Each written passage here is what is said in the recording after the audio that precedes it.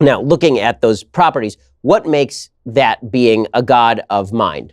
What makes that, and what makes that being constant, meaning like present now, as opposed to the kind of deistic conception of a God who laid things in motion, maybe embedded moral codes within us, and then walked away? What makes God something that is present in the universe at the moment on any level? Okay, now there's a couple of questions there.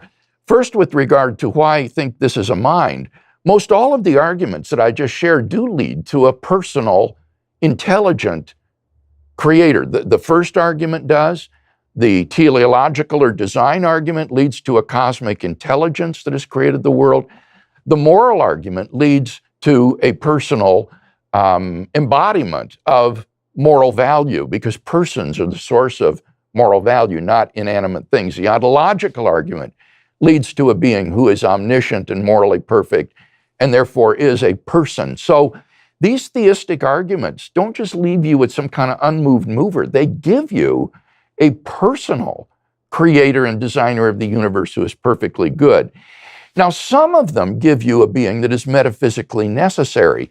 The second version of the cosmological argument that I mentioned leads to a being who exists by a necessity of his own nature and therefore cannot fail to exist. The moral argument leads to a being who is the paradigm and source of all moral value. Now, if you believe that some moral values are necessary, which most ethicists do, that means this being is also necessary in his existence. And therefore, having demonstrated that a being like that exists, it cannot fail to be present in the world today. That means that this being also exists now. It couldn't cease to exist. Now, that still leaves open the question of deism.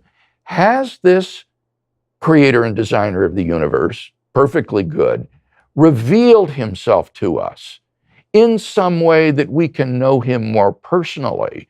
Or has he remained aloof and distant from the world that he's made? That's still an open question to talk about.